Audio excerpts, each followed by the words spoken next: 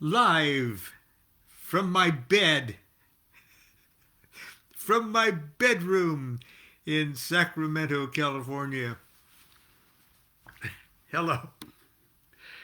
Oh, I just had to have a change of pace, change of venue this morning. Yes, I'm in bed, but I'm dressed. Uh,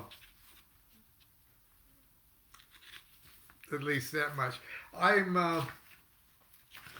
It occurred to me because I received a review uh, from a work that I worked on exactly 10 years ago. I was asked by the publisher, Wiser Books, Canary Press, uh, to write an introduction to a new edition of an old book, the Book of Enoch the Prophet. And my friend and or my colleague or my acquaintance anyway, R.A. Gilbert, was also part of the project, and I respect that man, his scholarship and his years of esoteric expertise, and so I was flattered to do anything that, of course, he had anything to do with, and of course I agreed. Okay, but you know me, I'm not an academic, and I'm not a big, scholar. I'm just a simple country metaphysician.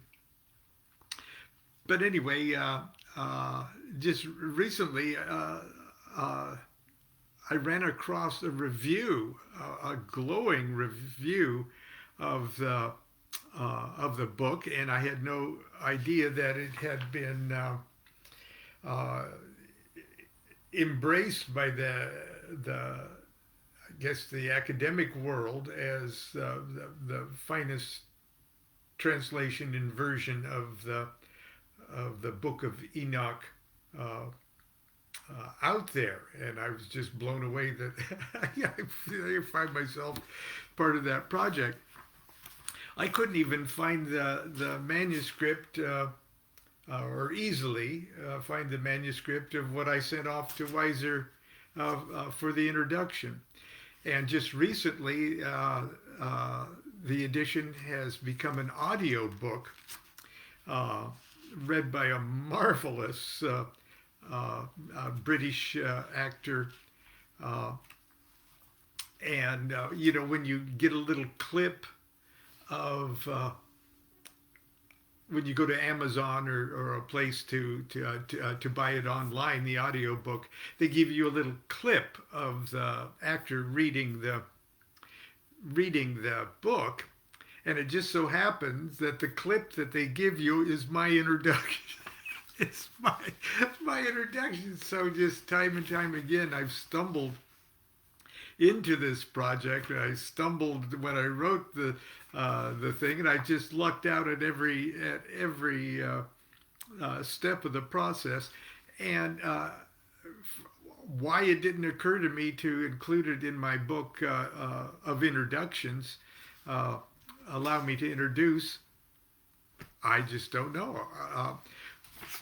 But I finally found the manuscript misfiled in my computer file, and I thought I would read it to you today.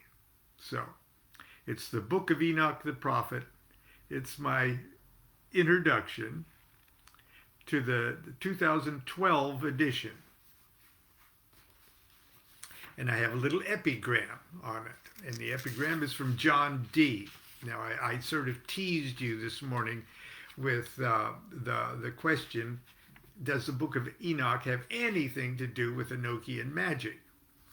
And so I start right off with a little quote from John Dee's A Faithful Declaration of Almighty God to the Lasting Account of This Matter. That's the title of that clip. And seen, I have read in thy books and records how Enoch enjoyed thy favor in conversation. With Moses thou wast familiar, and also to Abraham, Isaac, and Jacob, Joshua, Gideon, Esdras, Daniel, Tobias, and sundry other, thy good angels were sent by thy disposition to instruct them, inform them, help them, yea, in worldly and domestical affairs, yea, and sometimes to satisfy their desires, doubts, and questions of thy secrets. That was John Dee in 1582. I turned 30 in July of 1978. To mark the occasion, I decided to treat myself to a birthday present. I drove my old Chevy up the Pacific Coast Highway to Long Beach and spent a sweltering afternoon blissfully browsing the dark and dusty caverns of Bertrand Smith's Acres of Books. This Southern California landmark, sadly now only a memory, was truly a magical treasure hunt, where on any given day a moderately informed bibliophile might actually acquire rare and valuable books and manuscripts for pennies. I wasn't looking for anything in particular, but at that season of my young life, I was obsessed with lost books of the Bible, Apocrypha, and anything that might help me make some rational sense of what seemed to me to be the irrational nonsense of Bible-based hellfire and brimstone dualism of the Christian worldview. Something I had concluded was a major contributing factor to the collective mental illness of Western civilization, and the underlying cause of much of the world's ills from the Crusades to the Holocaust. In a darkened corner, I found an Amorc, A-M-O-R-C, edition of the Book of Yazzer, that looked mildly interesting. But then my eye caught a small black hardbound volume whose spine announced the Book of Enoch. I immediately grabbed it and thumbed through it. It was nearly new and in mint condition, having been published only a year earlier. Someone had obviously purchased it and almost immediately discarded it. In short order, I decided this would be my birthday present to myself. The full title was The Book of Enoch, the Prophet, translated from an Ethiopian manuscript in the Baudelarian library by the late Richard Lawrence, LLD, Archbishop of Cashel. The inside front cover and the untitled appendix contained photographically cut and paste reference material from Madame Blavatsky's The Secret Doctrine, material that treated on the subject of Enoch and the Book of Enoch. The front material just oozed with the kind of late 19th century occult mystery and melodrama a magical dilettante like I was looking for. At least, that's what I thought when I plopped down my $4 and made the book my own. I have to confess I was patently disappointed when I got it home and cracked it open. Indeed, at the time, its intrinsic value escaped me completely. Far from shedding light on what might be clues to sane and esoteric doctrines underlying the exoteric madness of a jealous and bullying God of wrath, a war in heaven and spiritual crimes, celestial kangaroo courts and eternal punishments, I found what appeared to be the same old rubbish retold from just a little bit different angle. Indeed, you might jump to the same conclusion when you start reading the more complete and superior edition you're holding in your hands at this moment. You have the singular advantage over the 30-year-old me, however, insomuch as you have the benefit of R.A. Gilbert's fine and scholarly introduction to help put things in historic and cultural perspective.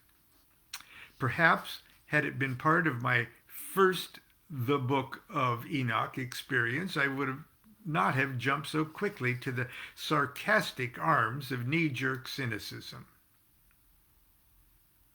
Today, at this more mature season of my life, I see the Book of Enoch, the prophet, as being a remarkable and important work, not so much for what it says, but for what it is. And what it is appears to be the source book, or one of the source books, for those curious or even unhealthy aspects of Jewish, Christian, and Muslim doctrine that most of us mistakenly think came originally from the Bible.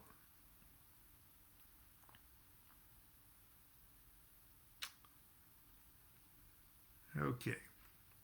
The concept of fallen angels, war in heaven, and the advent of the Messiah, while these doctrines are touched upon in books of the Bible and the Quran, sacred literature that influenced its authors, its translators, and put these legends into context, are found in other scriptures that for one reason or another did not make the canonical cut. Would you like an entire alternate backstory to the story of Noah, the Exodus, the Promised Land, the period of the Judges, the building and destruction of the temple, the appearance and the return of the Messiah on Judgment Day? Well then, my friend, the Book of Enoch appears to be full of it.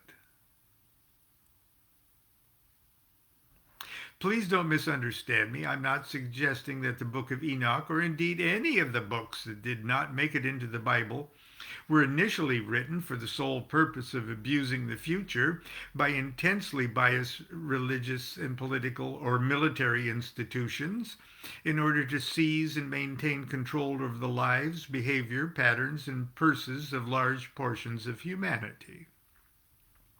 The fact remains, however, that they have been used with breathtaking effectiveness to precisely those ends, and sometimes for even less worthy motives. The question becomes, for what purpose were these documents created? In my little book, The Chicken Kabbalah of Rabbi Lamed Ben Clifford, I have to plug my own material here. I put words into my vulgarly outrageous imaginary rabbi's mouth to answer that question. He refers to the books of the Bible, but he may just as easily been referring to any number of sacred texts, such as the Book of Enoch, written in the Kabbalistic style. And here's what the rabbi said. The people who wrote the Kabbalistic books of the Bible were never intended for them to be read by the public. There, I've said it. I feel so much better now. Be honest with yourself. Deep down inside, in your heart, you've always known it was true, haven't you? How many times have you tried to wade into Genesis or Ezekiel and finally just gave up and said, what the hell are these guys talking about? Don't feel bad. You were not intended. You weren't meant to know what they're talking about. Not unless you held vital interpretive keys. I know that sounds snobby and elitist, but it's true. These texts were crafted by mystics possessed of profound understanding and of the universe and the mysteries of human existence. At a time when writing was reserved for priests and royalty, they used poetry and parables to express thoughts that everyday language could not accommodate. They assembled the phrases with great art from individual words that conveyed an even deeper level of truth. And finally, Each word was made up of unique symbolic letters, each of which revealed yet another story. A story so profound and abstract it could only be told and understood in the pure language of numbers and mathematics. These sages were full-time holy guys. They wrote this stuff for other full-time holy guys. And the tiny segment of every generation who'd be equipped with the intelligence, the spiritual drive, and the leisure time necessary to embark upon a lifelong quest for enlightenment. I assure you, these ancient mystics would have produced a radically different body of work had they in their wildest imaginations, their wildest nightmares, imagined that in some future dark age their secret coded scriptures would be seized by half-witted and sadistic European cannibals and interpreted literally like some grotesque and racist history book. And that was from the Chicken Kabbalah. Discovering rational esoteric meanings to irrational scriptural literature has occupied Jewish, Christian, and Islamic and Hermetic scholars and mystics for centuries. And it is in this capacity the Book of Enoch the prophet intrigues that tiny segment of spiritual artisans who are bold or incautious enough to identify themselves as magicians. Indeed, I was asked to pen these prefatory words not because of any scholastic qualifications I may possess, but because of what the publisher perceives to be my magical credentials. It is in this subjective and vaporous capacity that I presume to make my comments.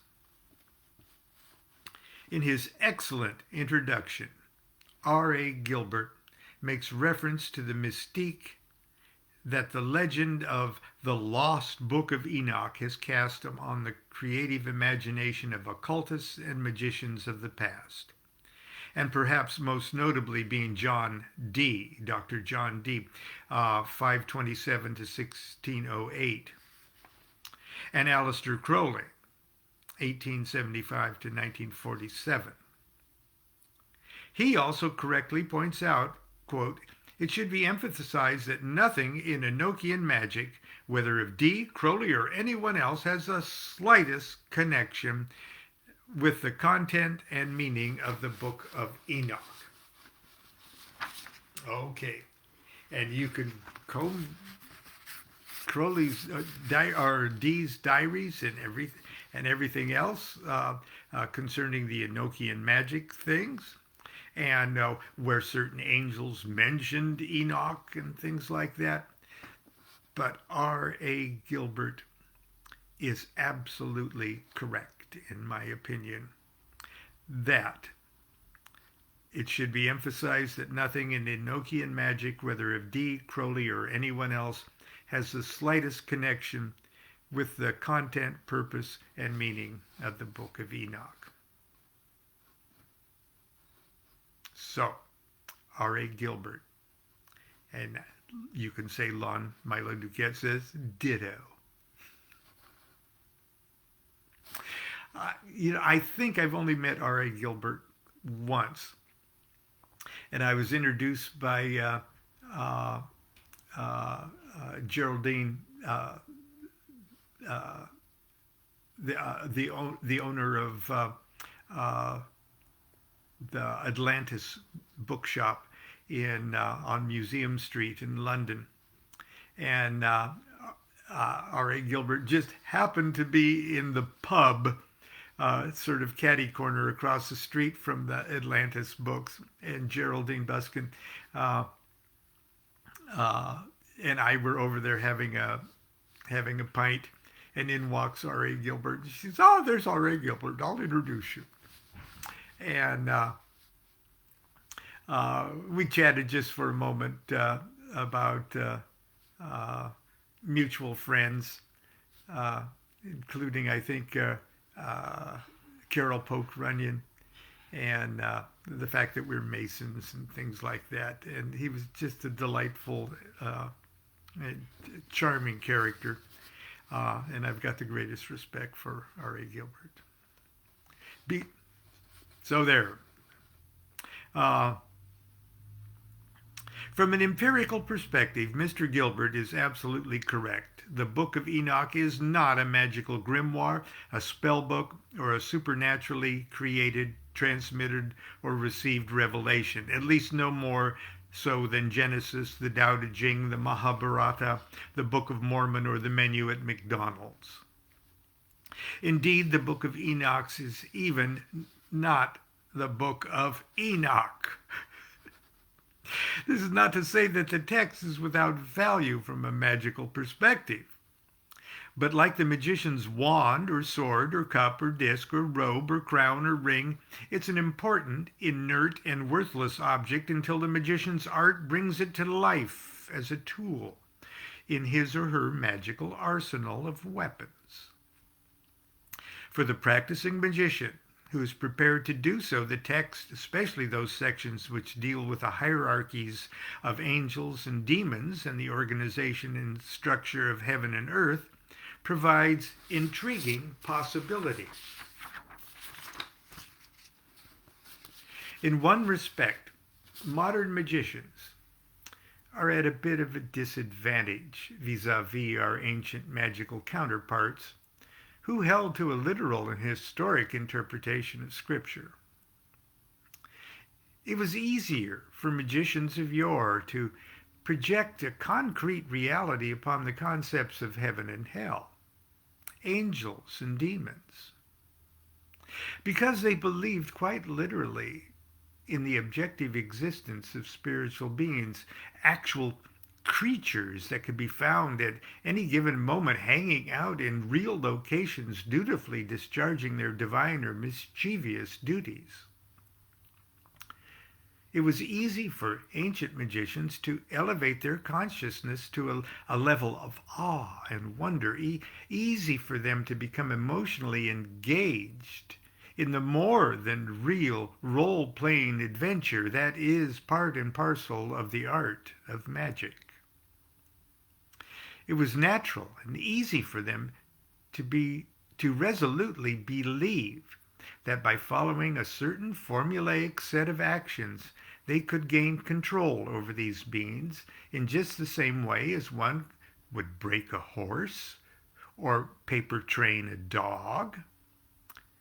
Childishly naive as this attitude appears to us in the 21st century, it was the key to the effective execution of this kind of work.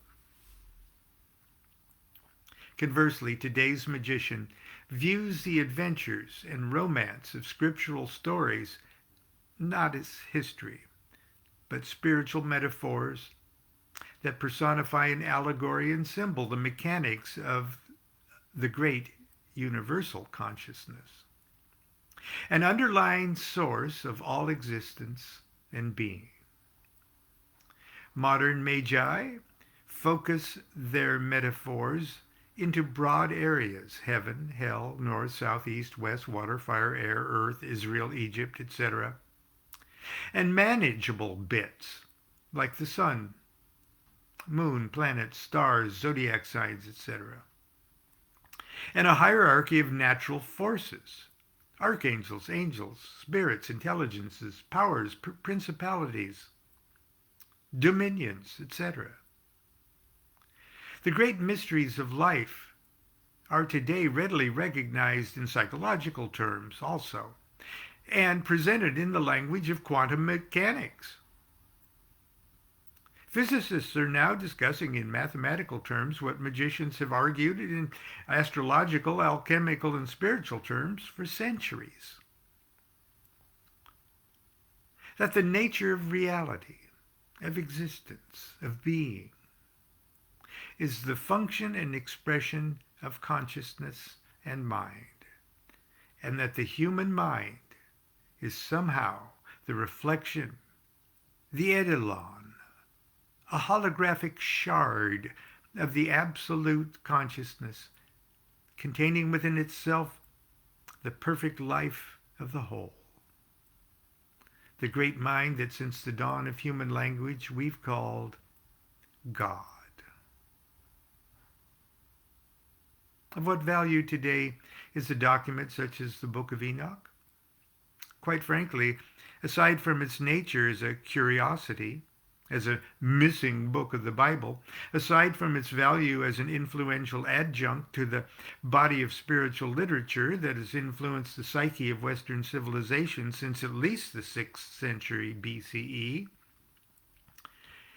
it might not have any value to you whatsoever. Perhaps it will be for you only another inscrutable mystical treatise written in a long-forgotten code by a long-forgotten mystic for other long-forgotten mystics. An attractive, colorful, and unread addition to your esoteric library. On the other hand, you may discover within its pages, or even between the lines of the text, the very magical secret of life that magicians for ages have dreamed they would find in the elusive, lost Book of Enoch. That was written by Lon Milo DuQuette, 10 years younger than you're looking at right now, in Costa Mesa, California, December 21st, 2011. Now, the Book of Enoch is delightfully and entertainingly available on audiobook from Amazon. It's also on Kindle, and various editions are available in paperback too. So, if you're interested at all in the Book of Enoch, please shop around and get yourself one. It is interesting, and for me, somewhat life-changing. I know I've gone almost a half hour here, so Constance is going to want me to get off the bed now. I don't know if she'll let me do this again, but anyway, I thought I'd show you this. Our daughter-in-law, Miwa, gave us this beautiful indigo, believe it or not, that's a tie-dye that was made in Japan. But anyway, tomorrow's another day, and I hope to be with you tomorrow. Until then, continue to be good to yourself and be good to each other. Do what thou wilt shall be the whole of the law. Love is the law, love under well.